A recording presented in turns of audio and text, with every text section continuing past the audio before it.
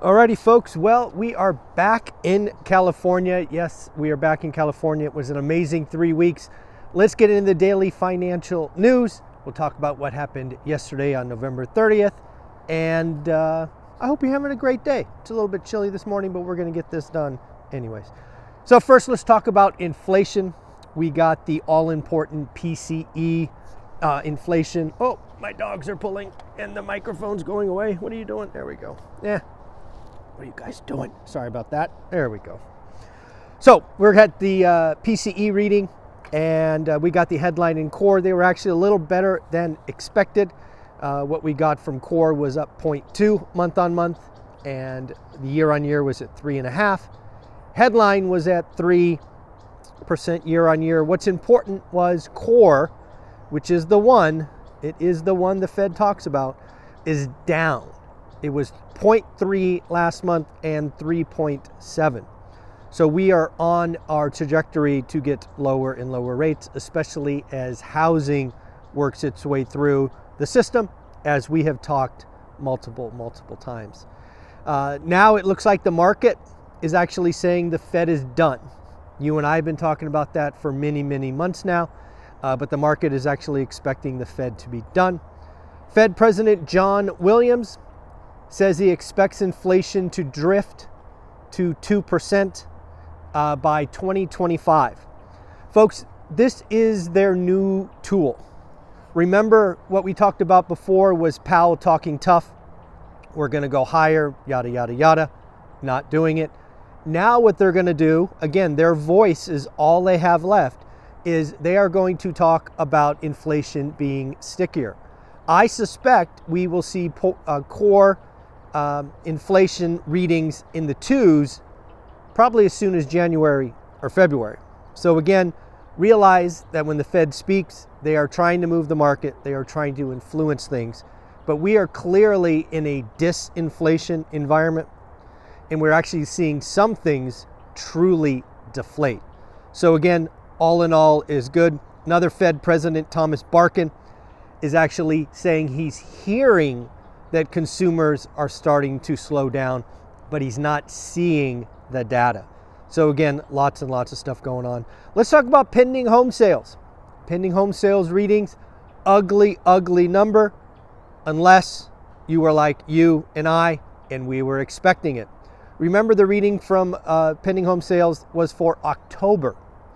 We have been warning, and we actually told the CEO of Redfin, you're wrong, sir.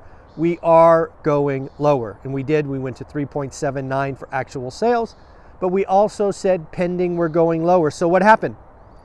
Lowest level ever. The doomers are going to have a field day with that statistic. Lowest level ever. First and foremost, let's not get it twisted. Forever in this case is not a long time. It goes back to 2001. So the survey is 22 years in the making, and it is the lowest on record, but I do not suspect they will tell you that. If you want the actual numbers, they were down 1.5% year or month on month, and 8.5% year on year. Remember, this is for October. Remember that we said in October, you can go back. I have receipts. In early October, I warned you, this is going to be ugly. I talk to real estate agents, investors almost every day, and it was very clear that people were not ready for the ugly October numbers. Now, let's have another conversation. So the doomers want you to look at October, and I want you to look straight ahead. What has happened since October? Well, rates have peaked, at least for the time being, at about 803 or 807. Sorry. My dogs want to get up because it's kind of cold this morning. So 8.07. Rates now are sub 7.3. So rates are down about 3/4 of a point, which is significant. We are seeing housing affordability improve, which with each drop in interest rates. So again, pending home sales were down.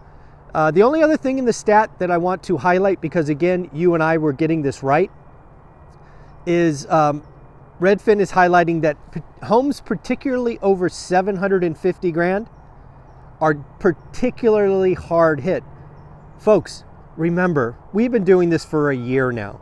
The mainstream media is just catching up. There are two markets. The luxury market, which you can say is 2x the median, and then there is entry level. Very, very different. But yes, when you put on macro surveys, you sometimes miss the tree through the forest, I guess. But yes, pending home sales down. Don't know if you guys saw this, but it looks like Cybertruck deliveries have started. There was a big, event yesterday in Texas.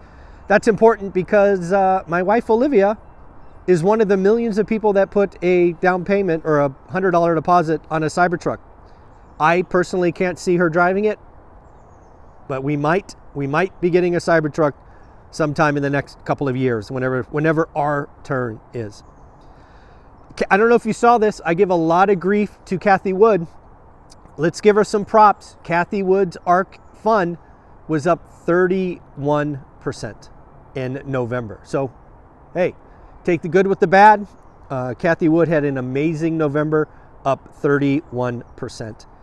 Okay, folks, the next thing the doomers are going to talk about, and it will be right, but as usual, only half right. Active listings, according to Redfin, posted their biggest annual uptick ever for this time of year. Folks, new listings were up 6%. The doomers are going to tell you that this is the end of housing. The housing collapse has started. Look at new listings. They're up 6%, the biggest ever. What they are not going to tell you in the same article is active inventory, even after a record number of new listings, active inventory is down. Active inventory is down 7% year on year. They aren't going to tell you that, oh, by the way, prices are up, because, that would just defeat whatever they're trying to do. And then lastly, they're not going to remind you that last November and December were horrible for housing. Folks, go back to my channel. Watch the videos from November and December. We were having flippers and whatnot talk about the market stopping. We had Beth Traverso, a top 1% agent, basically say, nobody's going to open houses. It was over. We told you this. So what is important about this is the compare. The reason new listings look great is because last time the market was shut off. The market was over. So again, the doomers won't tell you that. They will take one fact out of many and try to scare you, try to validate their horrible long-term opinions. At the end of the day, folks, I never tell you to buy anything. I just implore you and ask you to do the work. What is an average deal? We don't do average, only do good or great, all the normal stuff. It just irritates me that folks can spread fear and doom and just get people stuck in this negative loop. Please, please take care of yourselves. Next up, saw an amazing interview that I'm going to actually continue watching, talking about what's called a strategic default. If you don't know what that is, it was very, very common in residential real estate in the last crash. But what's interesting is strategic defaults are coming to commercial real estate. Why is that important? Well, in commercial real estate, the numbers are just quite frankly bigger. You are going to have people with 10, 50, $100 million loans play hardball with their lenders. What does that mean? It's basically a threat of mailing in the keys. Like, I'm out. I'm not personally liable for this, right? The loan. I sign the loan paperwork. You sign the loan paperwork. If I don't pay, you take the asset. A strategic default is where you, the borrower, goes, here, bank, take the asset. I dare you. And what's going to happen here is you are going to see some borrowers play hardball. They are going to ask for forbearance. They are going to ask for loan workouts. They are going to ask for reduced interest rates.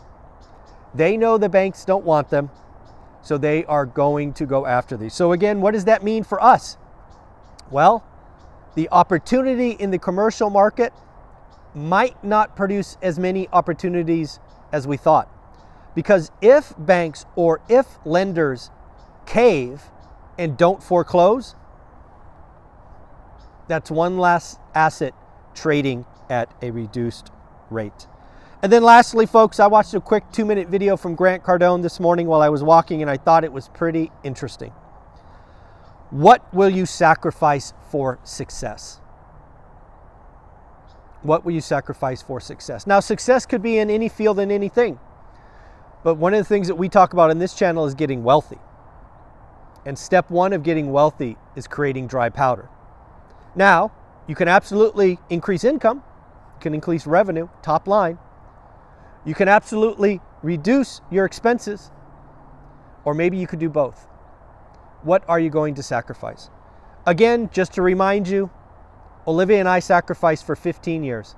We did not always take multiple $30,000 vacations. We didn't always fly first class. We didn't always get the big room on the boat. We didn't always do these things. But you can. It just takes time and consistency. So again, for those who haven't heard, the 3 steps to getting wealthy are this: create more disposable income, become elite at something. This is not about diversification. This is about becoming the best of the best at your thing. And then lastly, 10 years. 10 years. Olivia and I, we were slow. It took 15. But once you are there, life is pretty good. Life is pretty good.